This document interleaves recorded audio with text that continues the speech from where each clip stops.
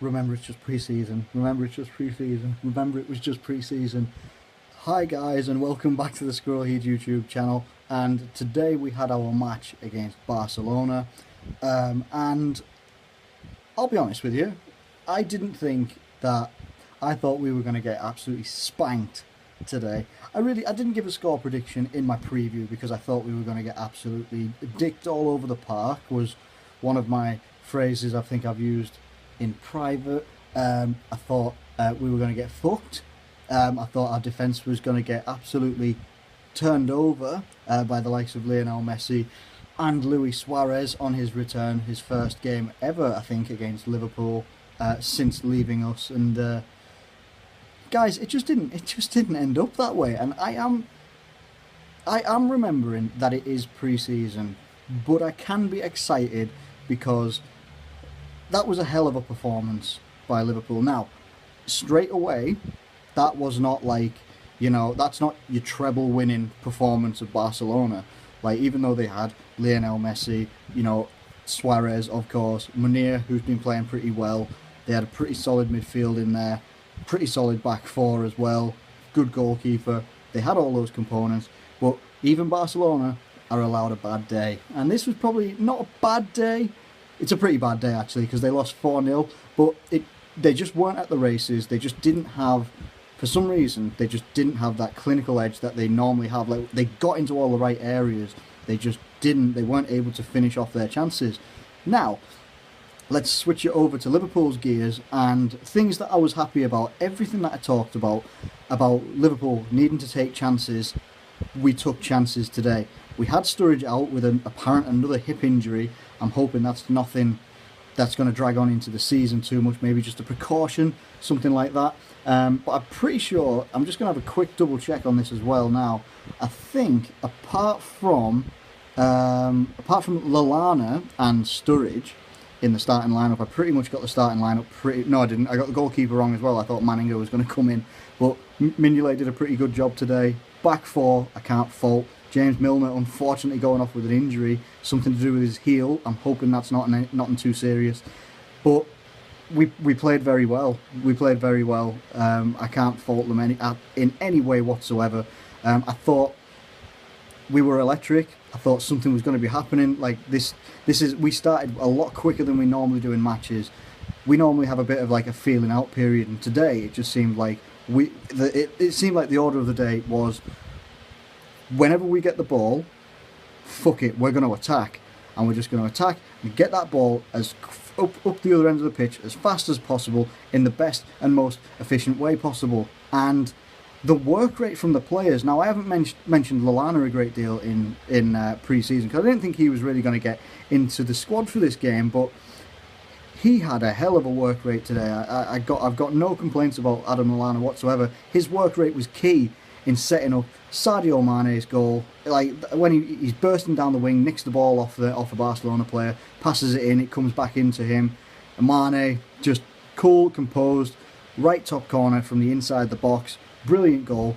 First goal for Liverpool. Very, very happy for the guy. And then obviously it comes into, they had a bit more possession at the end of the first half, but we were doing okay. Second half comes in, and the minutes for goal number 2 and 3. Goal number 2, 47 minutes. Goal number 3, 48 minutes. And I'm thinking, what's going on? Like I just thought, yeah, we weren't starting with our. We had a couple of players in our team that just, I don't know, it's not necessarily going to be our strongest 11, but the whole team, and this is where Klopp is clinching it, and I am not worried about going up against Arsenal next week because he has got that team working all together for the team. That's what it's all about. Barcelona have the star players, but they were not playing as a team today, which is very, very rare. They had some good spells, good moments and stuff like that, but they were not playing as a team, and the individual stars that they had weren't able to pick up the rest of the slack that the Barcelona team, like their normal work rate and their passing and everything like that, it just wasn't coming off together. They weren't able to make up that deficit against us today. And the team, like it comes out and it says that it's a Mascherano own goal. Whipped in cross from the right, and it looked like Henderson bundled it home across the line.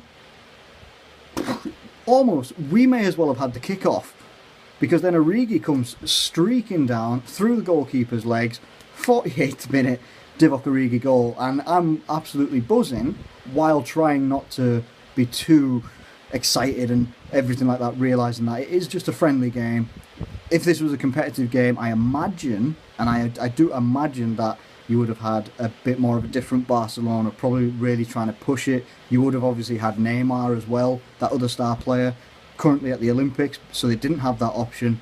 And then 93rd minute, Marko Grujic with one of the best, well, not one of the best headers, but I just couldn't believe that a header like that beat Claudio Bravo. I think it was Claudio Bravo in goal anyway, I'm pretty sure it was. Little dinked pass, and this is what I liked about Markovic. Markovic provides the assist. It doesn't actually give him credit for the assist on this one, but he dinks it over the defenders that are running out. Grujic just throws a head at it, and it just loops like a grenade throw on Call of Duty or something like that. It just loops over goalkeeper Claudio Bravo, outstretched hand, couldn't get to it. 4-0. Very, very flattering scoreline, I would say, because, well, I don't think it was a flattering scoreline. We worked hard for that victory. We worked hard for the result, worked hard against a very, very difficult team, a team that you can say is in the top 3 teams in the world right now. Maybe not their starting lineup today, maybe not the players they had available today either, but no doubt, top 3 teams, we are nowhere near that. I don't know if we're in the top 10, but that performance warranted it, and we warranted the victory. I'm very, very happy about that. What does this mean going forward? As I've said, it was a friendly, and that is all it can be. And that's all I'm gonna say about it. It was a friendly.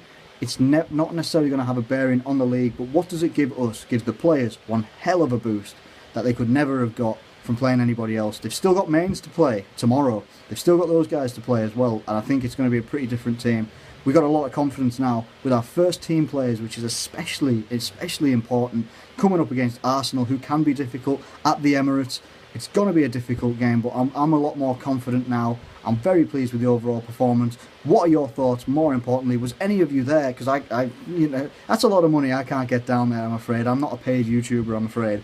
But let me know what your thoughts were. I'm very, very happy on one end, but we also need to be realistic that it wasn't a competitive game for Barcelona, and if they were in the mood, they could have ripped us apart. But I'm very, very, I've said it so many times, I'm so happy.